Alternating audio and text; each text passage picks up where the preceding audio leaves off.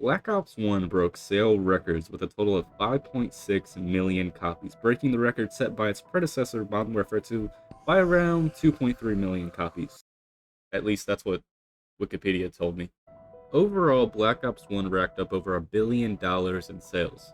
So I think it's clear to say that it was a pretty big deal.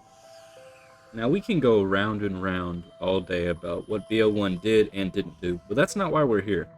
We're here to talk about Black Ops 2 Zombies, so let's get straight into the video.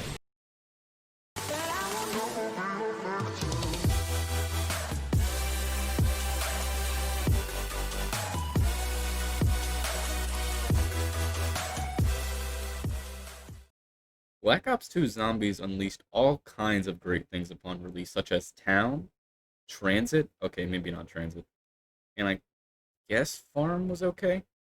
Oh yeah, and there's also Grief. But all that was made up for with reintroducing things like the Glil, the ray gun, surprise surprise, and other new weapons such as the Type 25, Gavin Knuckles, the Hammer, the Executioner. Also introducing more convenient ways to help with your survival, such as being able to build weapons and parts, having new ways to travel around the map. And Ted, well, he's not really a part of this, I just thought I should mention him. Overall, what we were handed in the introduction of Black Ops 2 Zombies had shades of Black Ops 1 Zombies, except, it had maps like Kino and Ascension, probably the most controversial one of them all, 5. All of that aside, we move on to our first DLC, Revolution, which included probably one of the most hated zombies maps of all time, Die Rise. And Turned, which was actually kind of fun. Die Rise was introduced as the most complicated map of all time, making a great leap from a farm town to a skyscraper. I'm not saying I hate Die Rise because it did have a lot of variety, such as a true element of verticality, deadly falls, and elevators that transported random perks. It also introduced a new wonder weapon, the Sliquifier, which was the best wonder weapon of all time, until they patched it realizing it was too overpowered. And finally, a new perk that I still don't understand to this day. Who's Who, which allowed players to revive themselves by taking control of a doppelganger with only the starting pistol. Okay, how exactly does that help? Let me give you an example. It's round 40, you go down, and your doppelganger appears. And you have the starting pistol. Tell me exactly what you're supposed to do on round 40 with the starting pistol. You can't do anything. You're gonna go down. My point aside, let's get started with Turned. Turned allows one player to be a human and up to 4 players being a zombie. Once one of the zombies kill the human, they become the human. Pretty self-explanatory, right? This game mode provided us with a unique experience that we've never seen before, playing the role of the zombie. Turned is, still a fun game mode to play, with its fast-paced, its gun game-like play, and what's said at the end of the game. Oh, I You lost? suck. What? That's not fair. With Revolution aside, we now move on to Uprising. Uprising introduced one of the greatest maps of all time, Mob of the Dead. Mob of the Dead is located on Alcatraz Island, as we are introduced to 4 new playable characters, Ben, Albert, Sal, and Billy, all of whom are gangsters who are planning an escape the night of the outbreak. The map features several additions to the player's arsenal.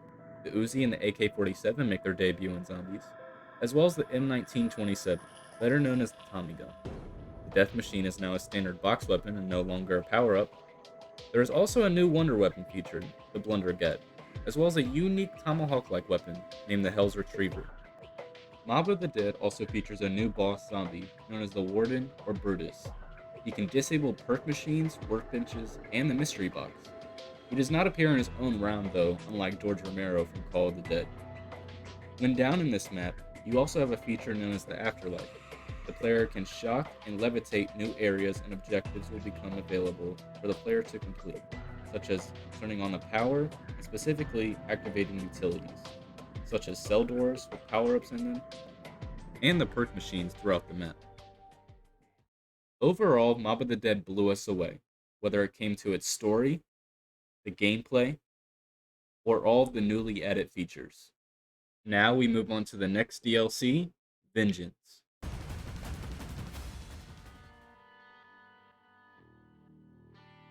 Buried, also known as Resolution 1295, and Processing was on the better side of the zombies maps, along with Mob of the Dead. In Buried, the Victus crew return as the four playable characters, along with features such as the bank and weapon locker. The map takes place in an underground western town and introduces an evolution of the ray gun with the ray gun Mark II. Blind and deaf to all the violence, and I've always felt this way. The map also features a friendly, non playable character, Arthur, better known as Leroy. He can help players kill zombies upon feeding them candy, or destroy certain barricades upon giving him booze. Arthur or Leroy can also help players construct buildables if fed candy next to one, bring players a new buildable, or lock the mystery box in place. A ghostly woman haunts the mansion found on the map. Once inside the mansion, she continues to spawn and be relentless in doing so. She also steals players' points with each hit dealt, though she is relatively easy to kill despite her speed. And I always Buildables also make a return, including the trample steam and turbine from previous maps, with new additions such as the head chopper and the subsurface resonator.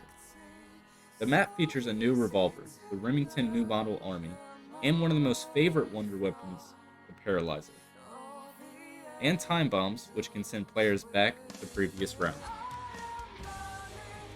I'm something I'm becoming, unstoppable and I'm coming from The map also features a new perk, known as Vulture Aid, which allows players to see the location of wall guns, perk machines, and other features of interest on the map. In addition, zombies have a chance to drop small bags of points and ammo, and certain zombies will emit a cloud upon being killed that wards off zombies when players stand in it. letting go of all I know from this buried well of consciousness. As I said earlier, Buried, along with Mom of the Dead, were one of the two positives in Black Ops 2 Zombies, as this map continues to shock the zombie community. Everyone becomes Okay, I think we can all agree that Buried had one of the best trailers in any Zombies game. But with that aside, we move on to the fourth and final DLC, Apocalypse. Origins brings back the original characters from Black Ops 1, with Dempsey, Nikolai, Richtofen, and Takio. This time as younger, alternate versions of their original selves, having large differences in their personalities. The map features new wonder weapons, named the Elemental Staffs, that harness the power of the elements. Also, a new enemy, the Panzer, the tank, and a new utility known as the Wonder Fizz. 6 generators are found across the map, acting as replacements for the classic power switch. Once all generators have been activated, a reskinned Pack-a-Punch machine will activate. For the first time, the mystery box requires power to be used. The generators also power perk machines, although there are only 5 conventional perk machines and no new perks. The 3 giant robots, Freya, Odin, and Thor, travel across the map in their respective lanes, and will instantly down players when they step on them, unless the player shoots the glowing foot. There are 3 new power-ups upon the release of Origins, the first one being Zombie Blood, which smacks the player and allows them to not be attacked by zombies or panzers for a short amount of time. There's Blood Money, which is obtained by using the shovel on graves. This power-up gives the player a random amount of points between 50 and 250. And finally, there's the Empty Perk Bottle, which can be found by digging up special dig spots around the map. The player receives an extra perk slot and thus will be able to purchase an additional perk.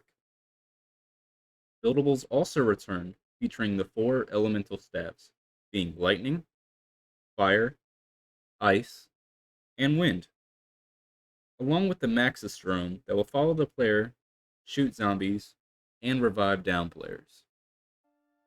Hey guys, first of all, if you've made it this far into the video, I want to say thank you for taking time out of your busy day to watch me go over unrelevant things like Black Ops 2 zombies. And to also say if you enjoyed it, make sure to leave a like, subscribe, and leave me a comment. I want to know what your favorite zombies map is and why.